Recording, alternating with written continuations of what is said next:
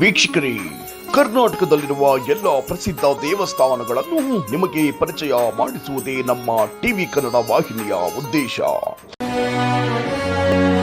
TV Kannada. ಈಗ ನಾವು ನಿಮಗೆ ಪರಿಚಯ ಮಾಡಿಸಲು ಹೊರಟಿರುವ ದೇವಸ್ಥಾನ ಶ್ರೀ ಕಾಳ ಭದ್ರಕಾಳಿ ಶಕ್ತಿಪೀಠ ದೇವಸ್ಥಾನ. ಈ ದೇವಸ್ಥಾನ ಇರುವುದು ಬೆಂಗಳೂರು ಗ್ರಾಮಾಂತರ ಜಿಲ್ಲೆ ಹೊಸಕೋಟೆ ತಾಲೂಕು ಭಕ್ತರಳ್ಳಿ ಗ್ರಾಮದಲ್ಲಿದೆ. ಬೆಂಗಳೂರಿನಿಂದ ಸರಿಸುಮಾರು 35 ಕಿಲೋಮೀಟರ್ ಸಮೀಪದಲ್ಲಿದೆ.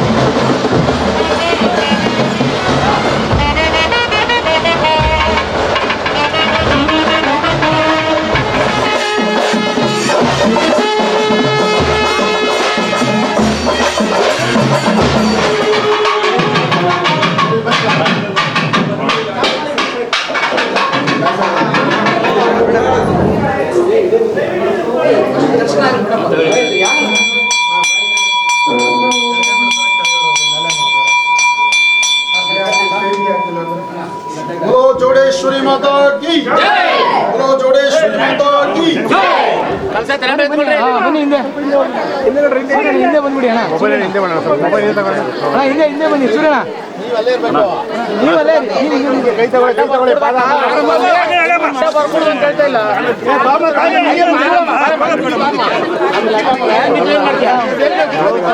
ಚೇಂಜ್ ಮಾಡಿಬಿಡ್ತೀವಿ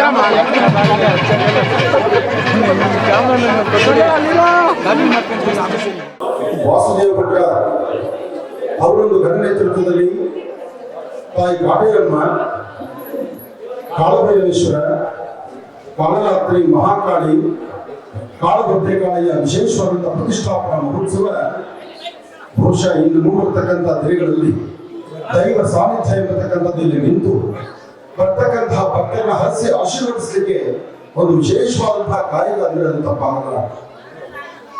ವೇದ, ಆಗಮ, ಶಾಸ್ತ್ರಬದ್ಧವಾದಂತಹ ಅನುಷ್ಠಾನ, ಅದರಲ್ಲೂ ಪಾಂಚರಾತ್ರದಲ್ಲಿ ನಡೆದಂತಹ ಇವತ್ತಿನ ಈ ಕೈಂಕರ್ಯ, ನಾನು ಅಲ್ಲಿ ತಾಯಿ ಮಹಾಲಕ್ಷ್ಮಿ ಮತ್ತು ಚೌಡೇಶ್ವರಿಯ ದರ್ಶನ ಮಾಡಿ ಈ ಭಾಗದಲ್ಲಿ ಬಂದು ಇಲ್ಲಿರ್ತಕ್ಕಂಥ ಈ ಒಂದು ಶ್ರೀಯಂತ್ರವನ್ನ ಆದಿತ್ಯಾದಿ ನವಗ್ರಹ ಸಮೇತ ಶ್ರೀಯಂತ್ರವನ್ನು ದರ್ಶನ ಮಾಡಿ ವಿಶೇಷವಾಗಿ ಅಲಂಕಾರಗೊಂಡಿರ್ತಕ್ಕಂಥ ಈ ಒಂದು ಪ್ರಧಾನ ಕುಂಭವನ್ನು ದರ್ಶನ ಮಾಡಿದಾಗ ಒಂದು ಪ್ರವಾಹವೇ ಎದುರಾದಂತ ರೀತಿ ನನಗೆ ವಾಸುದೇವ ಭಟ್ರ ಗಮನ ಬಂದ. ಇವರಲ್ಲಿರುವಂತಹ ವಿದ್ಯೆ, ಇವರಲ್ಲಿರುವಂತಹ ಜ್ಞಾನ, ಸಮಾಜಕ್ಕೆ ಇರುವಂತಹ ಕೊಡುಗೆ, ಉದ್ಯೋಗದ ವಿದ್ಯಾರ್ಥಿಗಳನ್ನು ತಯಾರು ಮಾಡಿ ವಿದ್ವಾನ್ ಸರ್ವತ್ರ ಪೂಜ್ಯತೆ ಅಂತ ಹೇಳ್ತಾರೆ. ಎಷ್ಟೇ ವಿದ್ಯೆ ಜ್ಞಾನ ಇದ್ದರೂ ಸಹಿತ ನಾನು ಹೇಗಿರ್ಬೇಕು, ನಾನು ಹೇಗೆ ಬದುಕಬೇಕು, ನನ್ನ ಬದುಕಿನ ಮಾರ್ಗ ಏನು ಅಂತಕ್ಕಂಥದ್ದನ್ನ ನೋಡಿ ಕಲಿಬೇಕಾದ್ರೆ ಅದನ್ನು ವಾಸುದೇವ ಭಟ್ರ ಅಂತಹ ಸಾನ್ನಿಧ್ಯದಲ್ಲಿ ಇಂತಹ ಅದ್ಭುತವಾದಂತಹ ಪ್ರತಿಷ್ಠಾಪನಾ ಮಹೋತ್ಸವ ನಡೆದಿದೆ. ಬಹಳ ಸಂತೋಷ ಕೊಡುವಂತಹ ವಿಚಾರ. ಒಳ್ಳೆಯದಾಗಲಿ, ಶುಭವಾಗಲಿ, ಗುರುಗಳ ಆಶೀರ್ವಾದನೂ ಎಲ್ಲರಿಗೂ ಇರಲಿ. ಹಾಗೆ ಈಗ ಕಳಶ ಸ್ಥಾಪನೆ ಆಗ್ತಿರ್ತಕ್ಕಂಥ ಈ ಶುಭಗಳಿಗೆ ತಮ್ಮೆಲ್ಲರಿಗೂ ಸಹಿತ ಒಳ್ಳೆ ಯಶಸ್ಸಾಗಲಿ ಅಂತ ನಾನು ದೇವರನ್ನ ಪ್ರಾರ್ಥನೆ ಮಾಡ್ತಾ ಬಂದಿರುವ ತಮ್ಮೆಲ್ಲರಿಗೂ ಶುಭವಾಗಲಿ, ಒಳ್ಳೆಯದಾಗಲಿ. ಸಂಕಲ್ಪ ಮಾಡೋಣ. ಒಳ್ಳೆಯದಾಗಲಿ.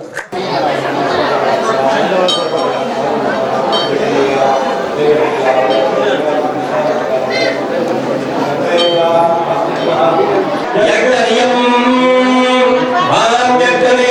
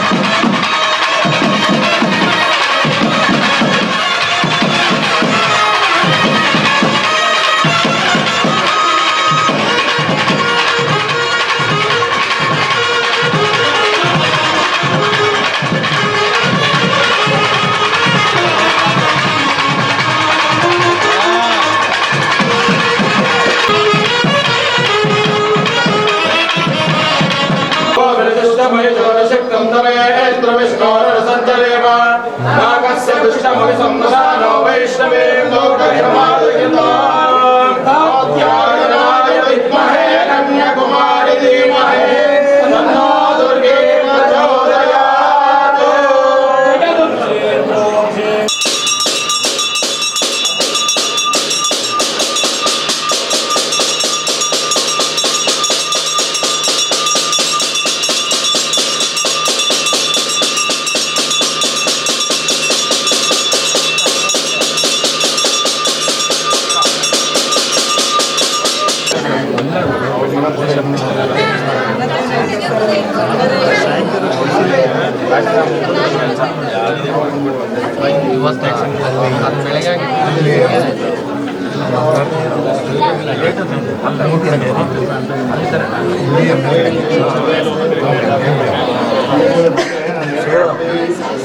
महाकाली महालक्ष्मी समेत श्री महाललितां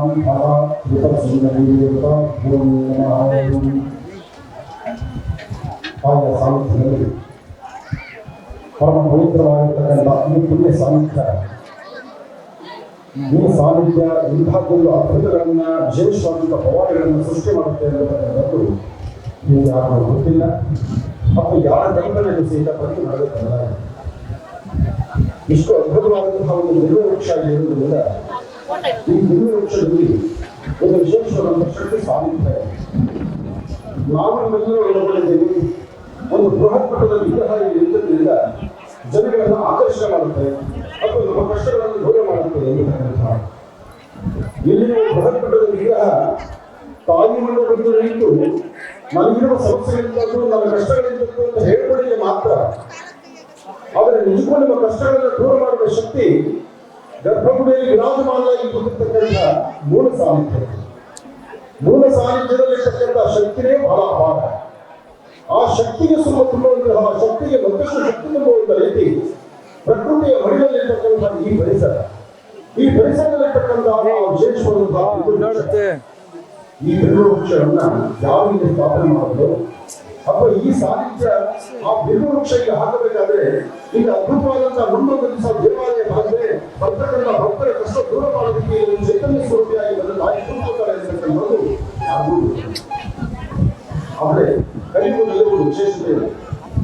ಕಲಿಯುಗದಲ್ಲಿ ಕಷ್ಟ ಕಲ್ಪನೆಗಳಿರ್ತಕ್ಕಂಥದ್ದು ದಿನಪ್ರತಿ ಸಮಸ್ಯೆ ಎಂಬತಕ್ಕಂಥದ್ದು ಸಾಕಷ್ಟು ಹೆಗಲನ್ನು ನೋಡಲೇಬೇಕು ನಾವು. ಭಗವಂತ ಎಲ್ಲಾ ಸುಖ ಸಂತೋಷವನ್ನು ನಮಗೆ ಕೊಟ್ಟಿದ್ದಾರೆ ಎಂದು ಬೇಕಾದಷ್ಟು ಸ್ಥಿತಿಗತಿಗಳನ್ನ ಕೊಟ್ಟಿದ್ದಾರೆ ಎಂದು ನಮಗೆ ಅರಿವಿನಂತ ಒಂದು ಪ್ರಾರ್ಥಕರನ್ನು ನೆನಪಾದಿಸ್ತಾನೆ ಇದೆ. ಇದು ಕಲಿಯುಗ. ಇಂತಹ ಕಲಿಯುಗದಲ್ಲಿ ಕೈ ಹಿಡಿದು ನಡೆಸುವಂತಹ ಒಂದು ಅದ್ಭುತವಾದ ಶಕ್ತಿಗಳು ಅದು ಮಾತೃ ಸ್ವರೂಪಿಣಿಯಾಗಿದೆ. ಅಂತಹ ಮಾತೃ ಸ್ವರೂಪಿಣಿಯಾದಂತಹ ಆ ತಾಯಿ ಜಗನ್ಮಾತೆ ಇಲ್ಲಿ ನಿರಂತರ ಸಾನ್ನಿಧ್ಯ ಇದೆ. ಹಾಗಾಗಿ ಇಷ್ಟು ಅದ್ಭುತವಾದಂತಹ ಆಲಯ, ಬೃಹತ್ ಮಟ್ಟದ ವಿಗ್ರಹ ಮತ್ತು ಈ ಸಾಲಿಗೆ ಇಷ್ಟು ಚೆನ್ನಾಗಿ ನಡೀಬೇಕು ಅಂತ ನನ್ನ ಆತ್ಮೀಯರು ಬಹಳ ವಿಶೇಷವಾದ ರೀತಿ ಶ್ರಮವನ್ನು ಮಾಡುತ್ತಾರೆ. ಇಂತಹ ಅದ್ಭುತವಾದಂತಹ ತಾಯಿಗೆ ಆಗಮನದಲ್ಲಿ ತನ್ನದೇ ಆದಂತಹ ಚಾಪು ಮೂಡಿಸಿ ಸಾಕಷ್ಟು ಜನ ವಿದ್ಯಾರ್ಥಿಗಳನ್ನ ದೇಶಕ್ಕೆ ಕೊಡುಗೆಯಾಗಿಕೊಂಡಿರ್ತಕ್ಕಂತಹ ವಾಸುದೇವ ಭಟ್ಟರು ಅವರ ನೇತೃತ್ವದಲ್ಲಿ ಬಹಳ ಅಪೂರ್ವವಾದಂತಹ ಈ ಪ್ರತಿಷ್ಠಾಪನೆಯನ್ನು ಮಾಡಿಸುತ್ತಾರೆ. ಬರ್ತಕ್ಕಂಥ ಭಕ್ತರು ನಾನು ಕಾರ್ಯಕ್ರಮದಲ್ಲಿ ಸಾಕಷ್ಟುವಾಗಿ ಹೇಳ್ತೇನೆ, ನಾವು ಕಷ್ಟ ಇನ್ನೊಬ್ಬರ ಮೇಲೆ ತೋಡ್ಕೊಂಡ್ರೆ ಆ ತೋಡ್ಕೊಳ್ಳುವಂತಹ ಕಾಲ ಕಷ್ಟ ಹೇಳುವ ಕಾಲ ಮಾತ್ರ ಒಂದು ನಿಮಗೂ ಒಂದು ಸ್ಪಂದನ ಇರುತ್ತೆ. ನಿಮ್ಮ ಮುಂದೆ ಅವರು ಕಡಿಮೆ ಹಾಕ್ಬೋದು. ಈ ಸ್ಥಳವನ್ನು ಬದಲಾಯಿಸಿದ ತಕ್ಷಣ ನಿಮ್ಮ ಬಗ್ಗೆ ಹಾಕೊಳ್ಳೋಕೆ ಶುರು ಮಾಡ್ತಾರೆ. ನೋಡು ಇಂಥ ಕಷ್ಟ ಇದೆ ಅಂದ್ರೆ ತನ್ನ ಎಲೆಯಲ್ಲಿ ನಿಂತಿರ್ತಕ್ಕಂಥ ಹೆಗ್ಗಣವನ್ನು ನೋಡೋದಿಲ್ಲ, ಪಕ್ಕದವರ ಎಲೆ ಮೇಲೆ ಇರ್ತಕ್ಕಂಥ ಮನವನ್ನು ನೋಡೋದಕ್ಕೆ ಒಂದು ಜನ ಕಾಯ್ತಾ ಇರ್ತಾರೆ. ಅದಕ್ಕೋಸ್ಕರ ನಾವು ಯಾವಾಗಲೂ ನಮ್ಮ ಕಷ್ಟ ಹೇಳ್ಕೋಬಾರದು. ನಮ್ಮ ಕಷ್ಟವನ್ನು ಏನಾದ್ರು ಹೇಳ್ಕೋಬೇಕಾದ್ರೆ ಇಂಥ ಪುಣ್ಯಕ್ಷೇತ್ರಗಳಲ್ಲಿ ಇದೊಂದು ಪ್ರವಾಹ ಕ್ಷೇತ್ರ, ಸತ್ಯ ಕ್ಷೇತ್ರ, ಮಾತಾಡುವಂತ ದೇವರು ಇರ್ತಕ್ಕಂಥ ಕ್ಷೇತ್ರ. ಇವತ್ತು ಒಂದು ಉತ್ಸವ ಮೂರ್ತಿನ ಮೇಲೆತ್ತುಕೊಂಡು ನಿಮ್ಮ ಸಮಸ್ಯೆಗಳನ್ನು ಪ್ರಶ್ನೆಗಳೇನಿದ್ರು ಆ ಸಮಸ್ಯೆನ ನಿಮ್ಮ ಮನಸ್ಸಲ್ಲಿ ಹೇಳ್ಕೊಂಡ್ರೆ ಅದಕ್ಕೊಂದು ಉತ್ತರ ಕೊಡುವಂತ ಶಕ್ತಿ ಈ ಸಾನ್ನಿಧ್ಯ. ಇದು ಕಲಿಯುಗದಲ್ಲಿ ಸಾಧ್ಯ ಅಂತಕ್ಕಂಥ ಮಾತು ಸಾಕಷ್ಟು ಜನ ಹೇಳ್ತಾರೆ. ಅನುಭವಕ್ಕೆ ಬಂದವರಿಗೆ ಗೊತ್ತು. ಬಲ್ಲವನ್ನ ಬಲ್ಲ ಬೆಲ್ಲದ ರುಚಿ. ಆ ಬೆಲ್ಲವನ್ನು ನಾವೇ ಹಾಕೊಂಡ್ರೆ ರುಚಿ ಎಂಬುದನ್ನು ಗೊತ್ತಾಗುತ್ತೆ.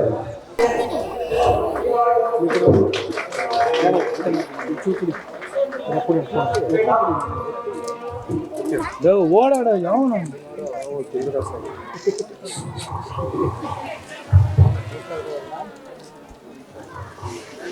ಎಲ್ಲ ಚೆನ್ನಾಗಿದೆ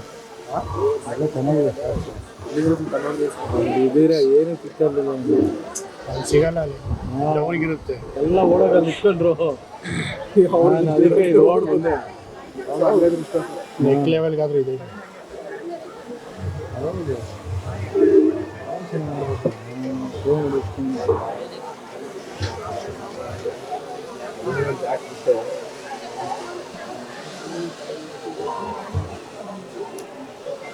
ಚೆನ್ನಾಗಿ ಮಾಡಿದೆ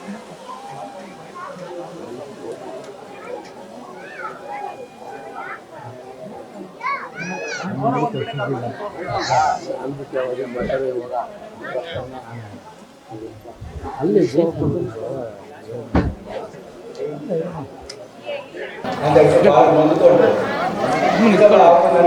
ನನ್ನ ವಾರವನ್ನ ಅಮಂಗಳ ವಾರ ಅಂತ ಹೇಳ್ತಿದ್ದಾರೆ. ಯಾರು ವಾರದಲ್ಲಿ ಪೂಜೆ ಪುನಸ್ಕಾರ ಮಾಡಲ್ಲ ಅಂತ. ಹಾಗೆ ಇಷ್ಟು ಸಣ್ಣ ವಿಷಯಕ್ಕೆ ಇಷ್ಟೊಂದು ತಲೆಗೆ ಆಕಾರವನ್ನು ಬಿಟ್ಟು ಅವನಿಗೆ ದಾನ ಕೊಟ್ಟರು. ಅದು ಯಾಕೆ ವಾರ ಅಮಂಗಳ ವಾರ ಅಂತ ಹೇಳಿದ್ರೆ ಆ ಅಮಂಗಳ ವಾರಕ್ಕೆ ಆಕಾರವನ್ನು ತೆಗೆದು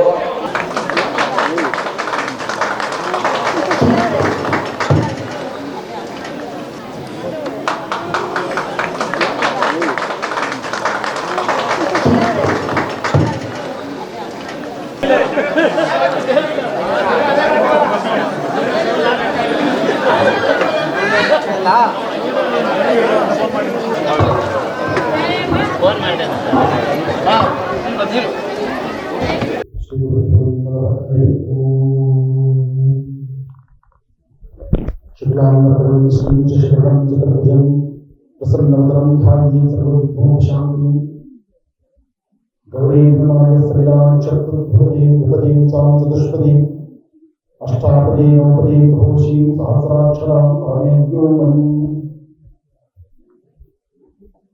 ಸಾನ್ನಿಧ್ಯಗಳಿಗೆ ಶಕ್ತಿ ತುಂಬುವ ಕೆಲಸ ಮಾನವರಿಂದ ಸಾಧ್ಯವಿಲ್ಲ. ಸಾನ್ನಿಧ್ಯದಲ್ಲೇ ಶಕ್ತಿ ಇದ್ದರೆ ಅದು ನಮ್ಮನ್ನ ಕಾಪಾಡುತ್ತೆ. ಅಂತಹ ನಮ್ಮ ನಿಮ್ಮೆಲ್ಲರಿರ್ತಕ್ಕಂತಹ ಅಂಧಕಾರವನ್ನು, ಕಷ್ಟ ಕಾರ್ಪಣ್ಯಗಳನ್ನು, ಸಮಸ್ಯೆಗೊಂದು ಪರಿಹಾರವನ್ನು ಕಲ್ಪಿಸುವಂತಹ ಪರಮ ಪವಿತ್ರವಾಗಿರ್ತಕ್ಕಂಥ ಪುಣ್ಯಕ್ಷೇತ್ರ ಭಕ್ತರಹಳ್ಳಿಯಲ್ಲಿ ನಿಂತಿರ್ತಕ್ಕಂಥ ಈ ಬೃಹತ್ ಇಂತಹ ತಾಯಿಯ ಸಾನ್ನಿಧ್ಯದಲ್ಲಿ ಕಾಳಭದ್ರಕಾಳಿ ಶಕ್ತಿಪೀಠ ಭಕ್ತರಹಳ್ಳಿಯಲ್ಲಿ ಇರ್ತಕ್ಕಂಥ ಈ ಒಂದು ವಿಶೇಷವಾಗಿರ್ತಕ್ಕಂಥ ದೇವಿಯ ಪ್ರತಿಷ್ಠಾಪನಾ ಮಹೋತ್ಸವ ಜೊತೆಗೆ 35 ವರ್ಷದ ಇತಿಹಾಸ ಈ ಸಾನ್ನಿಧ್ಯಕ್ಕೆ. ಈ ಸಾನ್ನಿಧ್ಯದಲ್ಲಿ ಒಂದಷ್ಟು ವಿಶೇಷವಾಗಿರ್ತಕ್ಕಂಥ ತಂತ್ರಸಾರಗಳಿಗೆ ಶೀಘ್ರ ಫಲವನ್ನ ಸಿದ್ಧಿಪಡಿಸಿಕೊಳ್ಳುವಂತಹ ಯೋಗ ಫಲ ಇದೆ. ಹಾಗಾಗಿ ನೀವು ಇವತ್ತಿನ ತಿಥಿವಾರ ನಕ್ಷತ್ರ ಪ್ರಕಾರ ಒಂದು ತಾಮ್ರದ ತಂಬಿಗೆ, ಅದರಲ್ಲೊಂದಿಷ್ಟು ಕೆಂಪು ನೀರು, ಮಧ್ಯದಲ್ಲೊಂದು ನಿಂಬೆಹಣ್ಣು, ಅದಕ್ಕೊಂದು ಶ್ವೇತ ವಸ್ತ್ರ, ಅದರ ಜೊತೆಗೆ 9 ಬತ್ತಿಯ ದೀಪ, ಸಂಜೆ ಸೂರ್ಯಾಸ್ತಮದ ಕಾಲದ ಒಳಗಡೆ ಈ ತಂತ್ರಸಾರವನ್ನು ಮಾಡಬೇಕು.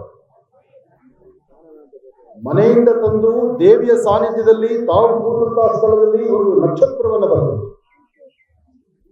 ನಕ್ಷತ್ರಕ್ಕೆ ಒಂದು ವೃತ್ತಾಕಾರವನ್ನು ಹಾಕಿ ನಕ್ಷತ್ರದ ಮಧ್ಯದಲ್ಲಿ ನಿಮ್ಮ ಉಂಗುರದ ಬೆರಳಿಂದ ಶ್ರೀಂ ಎಂಬತಕ್ಕಂಥ ಬೀಜಾಕ್ಷರಿ ಮಂತ್ರವನ್ನು ಬರೆದು ಅದರ ಮೇಲೆ ಒಂದು ಶ್ವೇತ ವಸ್ತ್ರವನ್ನು ಹಾಕಿ ಅದರ ಮೇಲೆ ತಾಮ್ರದ ತಂಬಿಗೆ, ಒಳಗಿರುವಂತಹ ಕೆಂಪು ನೀರು, ಒಳಗಿರುವ ನಿಂಬೆ ಅದನ್ನು ಬಿಟ್ಟು ಓಂ ಐಂ ಶ್ರೀಂ, ಓಂ ಐಂ ಶ್ರೀಂ, ಓಂ ಐಂ ಶ್ರೀಂ, ಓಂ ಐಂ ಶ್ರೀಂ ಈ ಪ್ರಕಾರವಾದಂತಹ ಬೀಜಾಕ್ಷರಿ ಮಂತ್ರವನ್ನ 108 ಬಾರಿ ಪಠನೆ ಮಾಡ್ತಾ, ಆ ಪಠನೆ ಮಾಡುವಾಗ ತಾಯಿಯನ್ನ ದೃಷ್ಟಿಸಿ ನೋಡಬೇಕು. ತಾಯಿಯನ್ನ ದೃಷ್ಟಿಸಿ ನೋಡೋದು ಏನಕ್ಕೋಸ್ಕರ? ನಾವು ನೀವೆಲ್ಲರೂ ಸಹಿತ ಒಂದು ತಪ್ಪು ಮಾಡ್ತೀವಿ. ಒಂದು ದೈವ ಸಾನ್ನಿಧ್ಯಕ್ಕೆ ಇಲ್ಲಿಂದ ಕಷ್ಟಪಟ್ಟು ತಿರುಪತಿಗೆ ಹೋಗ್ತೀವಿ. ತಿರುಪತಿಗೆ ಹೋಗಿ ತಿರುಪತಿ ಲೈನಲ್ಲಿ ತಂದು ಕಣ್ಣು ಬಿಟ್ಟಿರ್ತೀವಿ. ಇನ್ನೇನು ದೇವರು ನೋಡಬೇಕು, ಕಣ್ಣು ಮುಚ್ಚಿ ನಿಂತ್ಕೊಳ್ತೀವಿ. ಅಲ್ಲಿ ಭಕ್ತಿ ಪರಾಕಾಷ್ಠೆ. ದೇವರನ್ನು ನೋಡುವಾಗ ನೀವು ಕಣ್ಣು ಮುಚ್ಚಿ ನಿಂತ್ಕೊಂಡ್ಬಿಟ್ರೆ ಆ 1 ಸೆಕೆಂಡ್ಗೆ ನಿಮ್ಮ ನೆಳ ಪಕ್ಕಕ್ಕೆ ಬಿಡ್ತಾರೆ. ಯಾಕೆಂದ್ರೆ ನನ್ನಿಂದ ಇನ್ನು 1000 ಜನ ಭಕ್ತರಿರ್ತಾರೆ. ಯಾವುದೇ ದೇವಸ್ಥಾನಕ್ಕೆ ಬಂದಾಗಲೂ ನೀವು ಕಣ್ಣು ಮುಚ್ಚಿ ದೇವರ ಮುಂದೆ ನಿಲ್ಲಬಾರ್ದು. ನಿಮ್ಮ ಕಣ್ಗಳಲ್ಲಿ ದೇವರನ್ನ ಸಂಪೂರ್ಣವಾಗಿ ಸೆರೆ ಹಿಡಿಯಬೇಕು. ಪುನಃ ನೀವು ಅಲ್ಲಿಂದ ಬಂದು ನಿಮ್ಮ ಮನೆಯಲ್ಲಿ ಕೂತ್ಕೊಂಡ್ರೆ ಈ ದೇವರು ನಿಮ್ಮ ಕಣ್ಣೆದುರಿಗೂ ಬರಬೇಕು. ಹೇಗೆ ನಿಮ್ಮ ಜನ್ಮದಾತರು, ನಿಮ್ಮ ತಂದೆ ತಾಯಿ, ನಿಮ್ಮ ಸಾವಿನ ಕಡೆ ಅಂಚಿನವರೆಗೂ ನಿಮ್ಮ ತಂದೆ ತಾಯಿ ಚಿತ್ರ ನಿಮ್ಮ ಕಣ್ಣಲ್ಲಿ ಕೂತ್ಕೊಂಡಿದೆಯೋ, ಹಾಗೆ ನಿಮ್ಮ ಕಷ್ಟ ಕಾರ್ಪಣ್ಯಗಳನ್ನು ದೂರ ಮಾಡುವಂತ ಇಂಥ ಪುಣ್ಯಕ್ಷೇತ್ರಕ್ಕೆ ಬಂದಾಗ ದೇವರನ್ನ ಕಣ್ಣು ತುಂಬಿಸ್ಕೊಳ್ಬೇಕು. ಈ ಬೀಜಾಕ್ಷರಿ ಮಂತ್ರ ಜಪ ಆದ ನಂತರ ನಿಮ್ಮ ಅಂಗೈಯನ್ನು, ಬಲಹಸ್ತವನ್ನು ಆ ತಾಮ್ರದ ತಂಬಿಗೆ ಮೇಲಿಟ್ಟು ಮತ್ತೊಮ್ಮೆ ಗ್ಲೌಂ ಶ್ರೀಂ ಗ್ಲೌಂ ಶ್ರೀಂ ಗ್ಲೌಂ ಶ್ರೀಂ ಈ ಬೀಜಾಕ್ಷರಿ ಮಂತ್ರವನ್ನು 54 ಬಾರಿ ಪಠನೆ ಮಾಡಿ ನಿಂಬೆಹಣ್ಣನ್ನು ಆಚೆ ತೆಗೆದು ನಿಮ್ಮ ಹಣೆಯ ಮಧ್ಯಭಾಗದಿಂದ ಹಿಡಿದು ನಿಮ್ಮ ಕಾಲಿನ ಹೆಬ್ಬೆರಳ ತನಕ 3 ಬಾರಿ ದೃಷ್ಟಿ ತೆಗೆದುಕೊಳ್ಳಬೇಕು.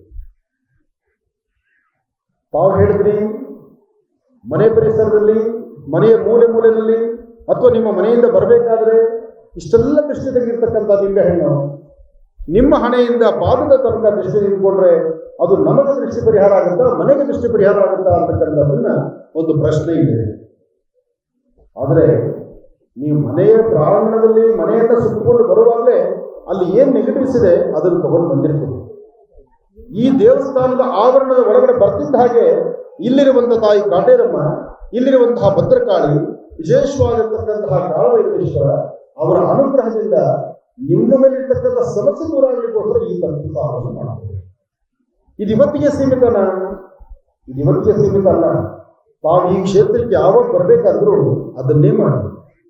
ನೀವು ಬಂದು 9 ಮಂಗಳವಾರ ಅಥವಾ 5 ಶುಕ್ರವಾರ, 2 ಅಮಾವಾಸ್ಯೆ, 1 ಹುಣ್ಣಿಮೆ ಈ ಪ್ರಕಾರವಾದ ಅನುಷ್ಠಾನವನ್ನು ನೀವು ಮಾಡಿದ್ದೇ ಆದರೆ ನೀವು ಬೆಟ್ಟದಂಥ ಕಷ್ಟ ಇರಲಿ, ಆ ಕಷ್ಟವನ್ನು ಬಗೆಹರಿಸಬಹುದು. ಆದರೆ ಗರ್ಭಗುಡಿಯಲ್ಲಿ ತಾಯಿಯ ಸಾನ್ನಿಧ್ಯದಲ್ಲಿ ಹೊರಗಡೆ ಹೋಗುವುದು ಪ್ರಾರ್ಥನೆ ಮಾಡಿದಾಗ ಇಷ್ಟು ಭವ್ಯವಾದಂತಹ ಆಲಯ, ದೇವಸ್ಥಾನ ನೋಡಿದ್ರೆ ಪುಟ್ಟದಾಗಿದೆ, ವಿಗ್ರಹ ನೋಡಿದ್ರೆ ಬೃಹದಾಕಾರವಾಗಿದೆ. ಭಕ್ತರಹಳ್ಳಿನಲ್ಲಿ ಭಕ್ತಿ ಪರಾಕಾಷ್ಠೆ ಎಂಬತಕ್ಕಂಥ ಇಷ್ಟೊಂದು ಅದ್ಭುತವಾಗಿರಬೇಕಾದ್ರೆ ಏನು ಮಾಡಿ ಪವಾಡ ಅಂತ ನಾನು ಒಳಗೆ ತಾಯಿ ಆ ದೇವಿನ ಮಾತಾಡುವಾಗ ತಾಯಿ ಮುಂದೆ ನನ್ನ ಪ್ರಶ್ನೆ ಇಟ್ಟಾಗ ನನಗೆ ಸೂಚನೆ ಬರೋದು ಇಷ್ಟೇ, ಇದು ಇವತ್ತು ನನ್ನ ಸಾನ್ನಿಧ್ಯ ಅಲ್ಲ.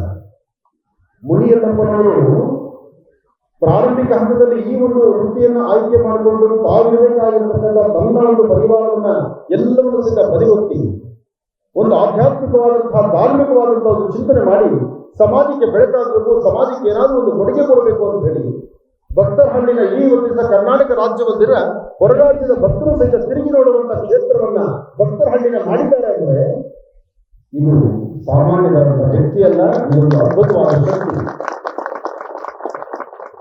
ಸಾಮಾನ್ಯವಾದಂತಹ ವ್ಯಕ್ತಿಯಲ್ಲ ಇದು.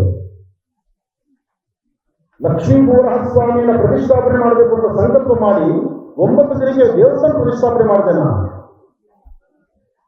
ಅದು ಅದ್ಭುತವಾದಂತಹ ಸಾಲಿಗ್ರಾಮದ ಶಕ್ತಿ, ಆನಂದ ಗುರುಜಿ ಶಕ್ತಿ ಅಲ್ಲ. ಆನಂದ ಗುರುಜಿ ಮನಸ್ಸು ಸಂಕಲ್ಪ ಮಾಡಿದ್ದಷ್ಟೇ, 9 ದಿನಕ್ಕೆ ದೇವಸ್ಥಾನ ಆಗಬೇಕಷ್ಟೇ. ಆದರೆ ಸಂಕಲ್ಪ ಮುಹೂರ್ತ ಬರಲ್ಲ. ಆದರೆ ನೀವು ಯಾವ ಮುಹೂರ್ತ ಮಾಡೋದು, ಯಾವ ಸಂಕಲ್ಪ ಮಾಡೋದು? ಆದರೆ ಭಕ್ತರಹಳ್ಳಿ ಆ ಹೆಸರಿದೆಯಲ್ಲ, ಎಲ್ಲಾ ಭಕ್ತರ ಮನೋಕಾಮನೆಗಳನ್ನು ಸಿದ್ಧಿಪಡಿಸಲಿಕ್ಕಾಗಿಯೇ ಭಕ್ತರಹಳ್ಳಿ ಇಂಥ ಬೃಹತ್ ಮಟ್ಟದ ತಾಯಿ ಇಲ್ಲಿ ನೆಲೆನಿಂತು. ಹಾಗಾಗಿ ಇಂತಹ ಅದ್ಭುತವಾದಂತಹ ಸಾನ್ನಿಧ್ಯ, ಈ ಸಾನ್ನಿಧ್ಯಕ್ಕೆ ಸಾಕಷ್ಟು ಜನ ಭಕ್ತರು ಕೈ ಜೋಡಿಸಿದರು. ಅಷ್ಟು ಜನ ಭಕ್ತರು ಕೈ ಜೋಡಿಸಿದ್ರಿಂದ ಮುನಿಯಲ್ಲಪ್ಪನವರ ಜೊತೆಗೆ ಅವರು ನಡೀತಿರ್ತಕ್ಕಂಥ ಆ ಎತ್ತಿನ ಬಂಡಿನಲ್ಲಿ ಯಾರೆಲ್ಲ ಸಾಗಿದ್ದಾರೆ, ಅಶೋಕ್ ಶ್ರೀಧರವರಿದ್ದಾರೆ, ನಾಗರಾಜ್ ಗೌಡರಿದ್ದಾರೆ, ಪಟೇಲ್ ಆಂಜನಪ್ಪನವರಿದ್ದಾರೆ, ಜಗನ್ನಾಥರವರಿದ್ದಾರೆ, ಚಂದ್ರಪ್ಪನವರಿದ್ದಾರೆ, ಹಾಗೆ ಪೂಜನ್ರವರು, ಅಗ್ರಹಾರದ ಸಂಪಂಗಪ್ಪನವರು, ರಘುನಾಥರವರು, ಸಂದೇಶ್ರವರು ಹಾಗೂ ಭಕ್ತರಹಳ್ಳಿಯ ಗ್ರಾಮಸ್ಥರು, ಇವರೆಲ್ಲರ ಜೊತೆಗೆ ನಾನು ಕಾರ್ಯಕ್ರಮಗಳು ಹೋದರೆ ನನ್ನ ಮುಂದೆ ಎಷ್ಟು ಜನ ಮಾಧ್ಯಮದ ಮಿತ್ರರಿರ್ತಾರಪ್ಪ ಅಂತ ಚಿಂತನೆ ಮಾಡ್ತೀನಿ. ನನ್ನ ಮಗನಿಗೆ ಹೇಳಿದ್ದೆ, ನಾನು ಭಕ್ತರಹಳ್ಳಿನಲ್ಲಿ ಮಾಧ್ಯಮದ ಮಿತ್ರರ ಕೊರತೆನೇ ಇಲ್ಲ. ಆನಂದ್ ಗುರುಜಿನ, ಇವತ್ತು ಶ್ರೀನಿವಾಸ ಗುರುಜಿನ ಅಪ್ಪ ಮಕ್ಕಳನ್ನು ತೋರಿಸಿದ್ದು ಇಷ್ಟು ಜನ ಮಾಧ್ಯಮ ಮಿತ್ರರು ನನ್ನ ಬಂದರು. ಪಾಪ ಅವರು ಬರುವ ರೀತಿ, ಅವರ ಕಾತುರತೆ, ಅವರ ಆತುರ, ಈ ಧರ್ಮದ ರಥಯಾತ್ರೆ, ಧರ್ಮದ ಸಂಘಟನೆ ಮಾಡುವಾಗ ನಾವು ನಿಮ್ಮೊಂದಿಗಿದ್ದೀವಿ ಅಂತ ಹೇಳುವಂತ ಬರುವಂತಹ ಪ್ರೀತಿ ವಿಶ್ವಾಸ ಇದೆಯಲ್ಲ, ನಿಮ್ಮ ಪ್ರೀತಿ ವಿಶ್ವಾಸಕ್ಕೆ ನಾವು ಯಾವತ್ತೂ ಒಂದು ಮಾಧ್ಯಮ ನಡೆಸುವಂತ ಸಮಯ, ಒಂದು ಮೊಬೈಲಲ್ಲಿ ಚಿತ್ರೀಕರಣ ಮಾಡಿ ಅದನ್ನ ಸರಿಯಾದ ಸಂಯೋಜನೆ ಮಾಡಿ ಅದಕ್ಕೊಂದು ಮ್ಯೂಸಿಕ್ ಕೊಟ್ಟು ಅದಕ್ಕೆ ಇರ್ತಕ್ಕಂಥ ತಪ್ಪು ಒಪ್ಪುಗಳನ್ನು ಸರಿತಿದ್ದಿ ಅದನ್ನ ಜನಸಾಮಾನ್ಯ ಪ್ರತಿಯೊಬ್ಬರ ಮನಸ್ಸನ್ನು ಮುಟ್ಟುವಂತೆ ಮಾಡುವಂತ ಕೆಲಸ ಮಾಧ್ಯಮದ ಮಿತ್ರರು ಬಹಳ ಅಚ್ಚುಕಟ್ಟಾಗಿ ಮಾಡ್ತಿದ್ದಾರೆ.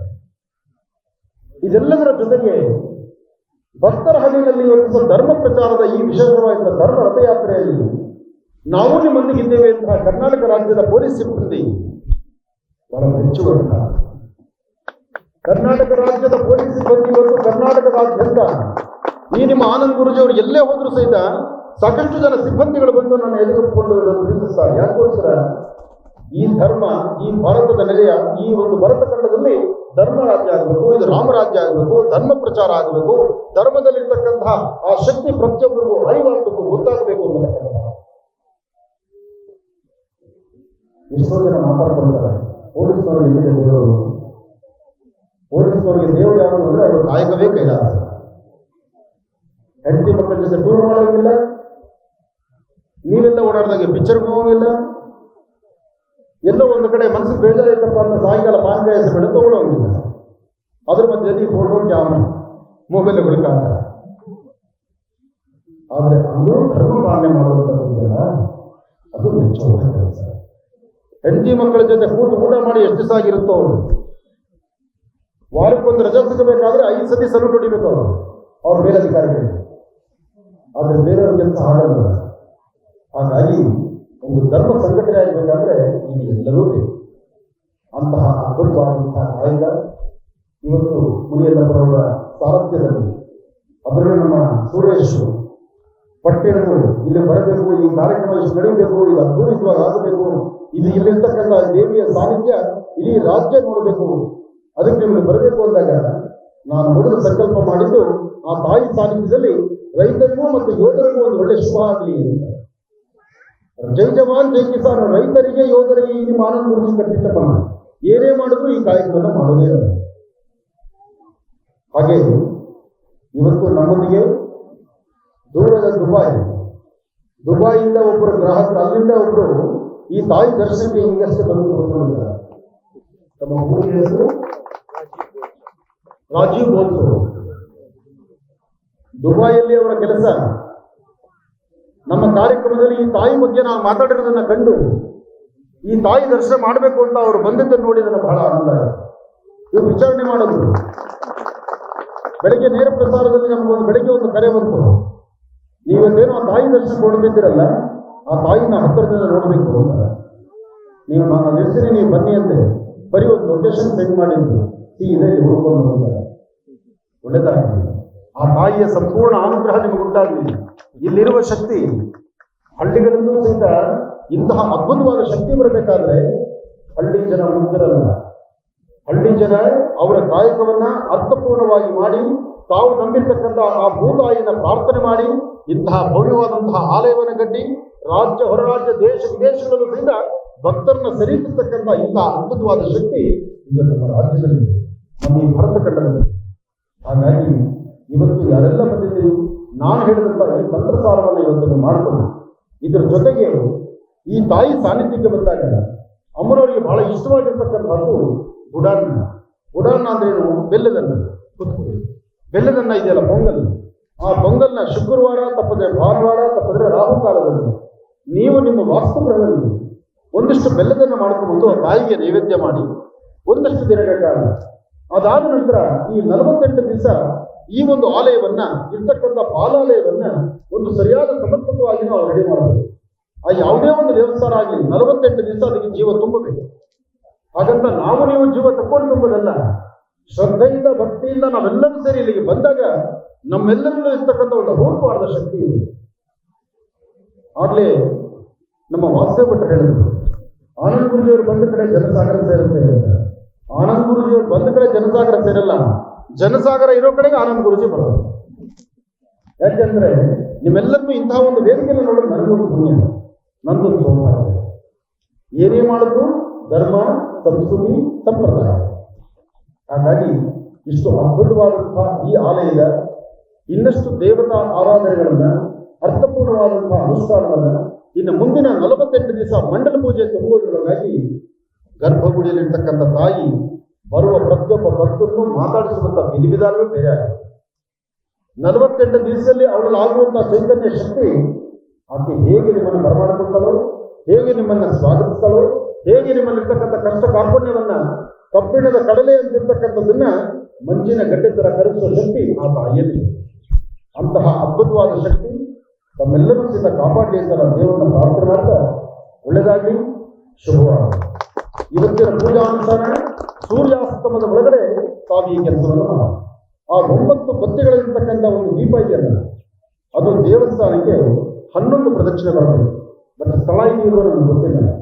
ಏನಿಲ್ಲ ಅಂದ್ರೂ ಆ ಧ್ವಜಸ್ತಂಭದ ಹತ್ರ ಅಥವಾ ದೇವಿಯನ್ನ ಇಲ್ಲೇ ನೋಡ್ತಾ 11 ಸುತ್ತು ಕೈಯಲ್ಲಿ ಆರತಿ ಮಾಡಿ ಅದಾದ ನಂತರ ಬಲಿಪೀಠದ ಹತ್ರ ಇದೆ. ಇಷ್ಟು ನೀವು ಮಾಡಿಕೊಂಡ್ರೆ ನಿಮ್ಮ ಮನೋಕಾಮನೆ ಸಿದ್ಧಿಯಾಗುತ್ತೆ. ಒಳ್ಳೆಯದಾಗಲಿ, ಶುಭವಾಗಲಿ. ಮುಂದಿನ 48 ದಿನ ಆದ ನಂತರ ಈ ಕ್ಷೇತ್ರದಿಂದ ಒಂದು ಅಭೂತಪೂರ್ವವಾದಂತಹ ವಿಶೇಷವಾಗಿರ್ತಕ್ಕಂಥ ನಾನಾ ವನಸ್ಸುಗಳಿಂದ ತಯಾರಾಗಿರ್ತಕ್ಕಂಥ ಒಂದು ಅದ್ಭುತವಾದಂತಹ ಮಹಾಪ್ರಸಾದ ಇದೇ ಕ್ಷೇತ್ರದಲ್ಲೇ ನಿಮಗೆ ಸಿಗುತ್ತೆ. ಆದರೆ ಅದಕ್ಕೆ ಇನ್ನೊಂದು ಸಮಯ ಬೇಕು. ಯಾಕಂದ್ರೆ ಇವತ್ತಷ್ಟೇ ಪ್ರತಿಷ್ಠಾಪನೆ ಆಗಿರ್ತಕ್ಕಂಥದ್ರಿಂದ ಈ 48 ದಿವಸ ಆ ದೇವಿಗೆ ನಿತ್ಯ ಆಹಾರವನ್ನು ಕೊಟ್ಟು ನಿತ್ಯ ಅನುಷ್ಠಾನವನ್ನು ಮಾಡಿ ಆ ಅನುಷ್ಠಾನ ಆದ ನಂತರ ದೇವರಿಗೆ ಕೊಡುವ ಪ್ರಸಾದ ಏನು ಅನ್ನತಕ್ಕಂಥದ್ದನ್ನ ನಿಮ್ಮೂರಿನ ಈ ಮೊದಲಿಗೆ ಮುನಿಯಲ್ಲಪ್ಪ ಅವರಿಗೆ ಆ ಒಂದು ದೈವ ರಹಸ್ಯವನ್ನ, ತಂತ್ರ ರಹಸ್ಯವನ್ನ ನಾನು ಅವರ ಉಪದೇಶ ಕೊಡ್ತೀನಿ. ಆ ಉಪದೇಶದ ಮುಖಾಂತರ ನಿಮ್ಮ ಸಮಸ್ಯೆಗಳನ್ನು ಪರಿಹಾರವನ್ನು ಕಲಿಸುವಂತಹ ಅದ್ಭುತವಾದ ಶಕ್ತಿ ಚೈತನ್ಯ ತುಂಬುವುದಲ್ಲ. ಒಳ್ಳೆಯದಾಗಲಿ, ಶುಭವಾಗಲಿ. ನಂದಿನಿ ನಂದಿನಿ ನಂದಿತ ಮೇದಿನಿ ವಿಶ್ವವಿನ